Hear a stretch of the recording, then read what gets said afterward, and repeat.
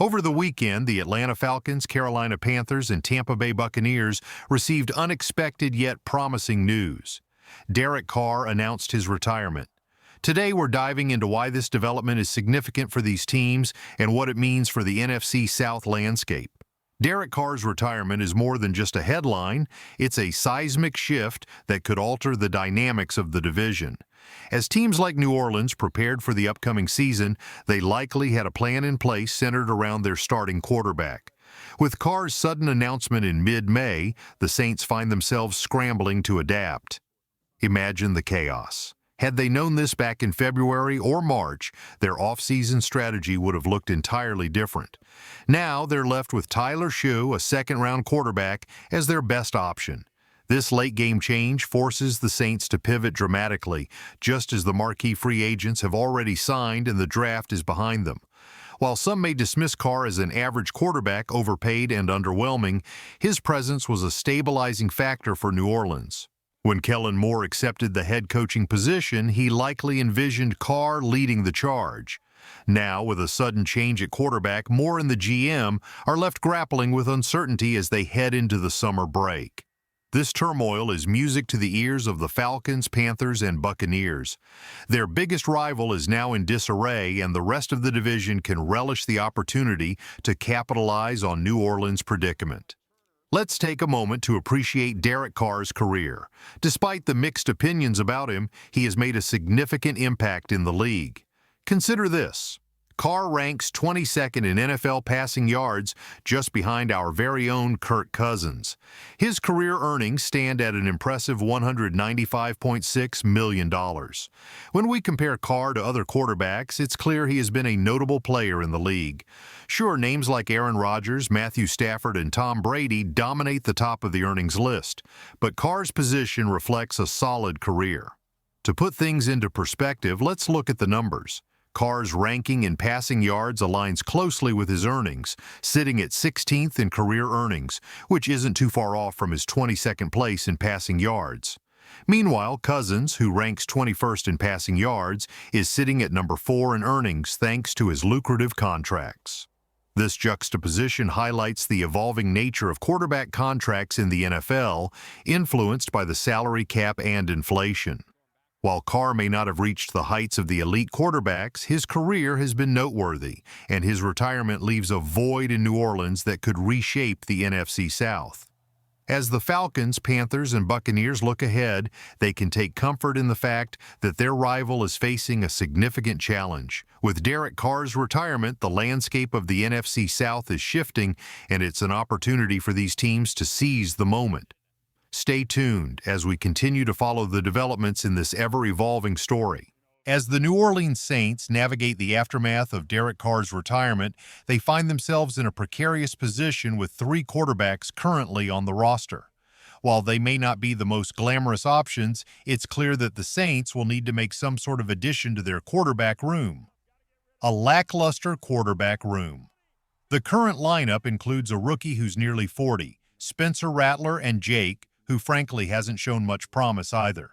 With such a lack of confidence in their options, it's only logical for the Saints to explore the trade market for a more reliable quarterback. As a Falcons fan, I can't help but feel a sense of excitement watching the Saints grapple with this dilemma. Tyler Shough, who was once a name in the pre-draft conversation, is not someone I held in high regard. We rarely discuss quarterbacks on this channel, but if you want my take, I viewed Cam Ward as a solid option, akin to a Jameis Winston light. He's not a franchise savior, but I can see why he'd go first overall to a quarterback-needy team. The case against Tyler Shough, on the other hand, has been a mixed bag.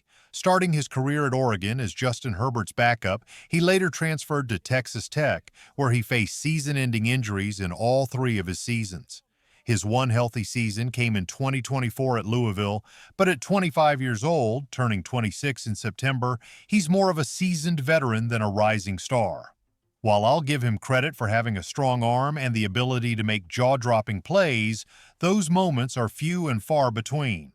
For every highlight reel throw, there are 2 plays that make you question his viability as an NFL quarterback. If I were a Saints fan, I wouldn't have much faith in Shough leading the team. A bleak future for New Orleans. The reality is the Saints are in a tough spot. With a lack of confidence in their quarterback situation, I wouldn't be surprised if they find themselves in contention for the first overall pick in both 2025 and 2026. If they miss out on that top pick in 2026, it could be a disaster, especially with Arch Manning likely entering the draft in 2027. Imagine the doomsday scenario. The Saints struggle 1 year too early and end up picking second overall when Manning is the consensus number one. That would be a bitter pill to swallow for a franchise that once had high hopes. The Falcons' advantage.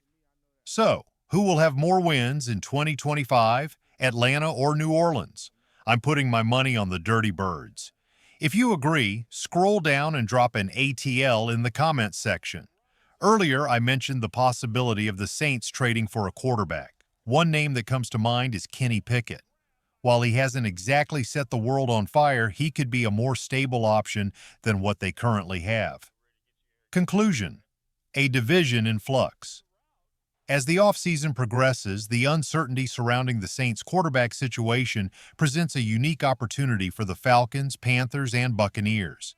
With New Orleans in disarray, the rest of the division can capitalize on this moment and position themselves for success in the upcoming season. Stay tuned as we continue to monitor this evolving situation. As the New Orleans Saints grapple with their quarterback situation, it's hard not to feel a sense of schadenfreude. Right now, they're relying on Tyler Shuck as their inline starter, and I have to say, I'm not impressed. A critical view of the quarterback landscape. Let's talk about Spencer Rattler for a moment. My disdain for him goes back to his time on the Netflix show QB1, where he came off as a punk. His antics, including having his aunt take the fall for his social media missteps, left a bad taste.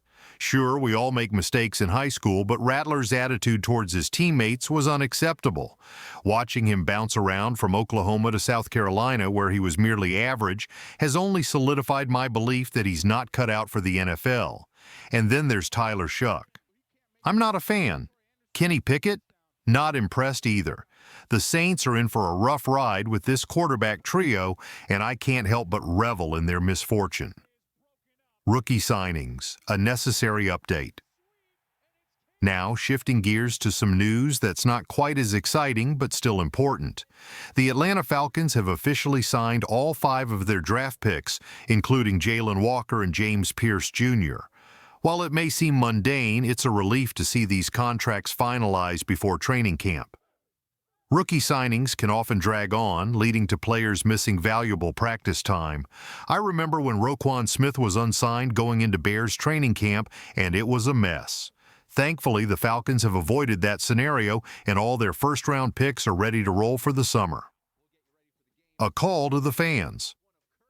Before we wrap up, I want to give a shout-out to anyone who has snagged a Jalen Walker or James Pierce jersey. If you've got one, let me know in the comments. Our channel has been performing well in jersey sales, and I'd love to recognize you. If you're interested in getting your own jersey, head over to chatsports.com at Lookies. Walker wears number 11, while Pierce sports number 27. Wrapping up. A fun finale. As we conclude today's episode, let's have a little fun. I'm picking 6 viewers from our last episode to give a shout-out. And today, I'm giving 2 claps to Chaffus. 1, 2. I'll see everyone in just a few hours for another edition of Falcons Today. Stay tuned for more updates and insights as we continue to follow the Falcons' journey.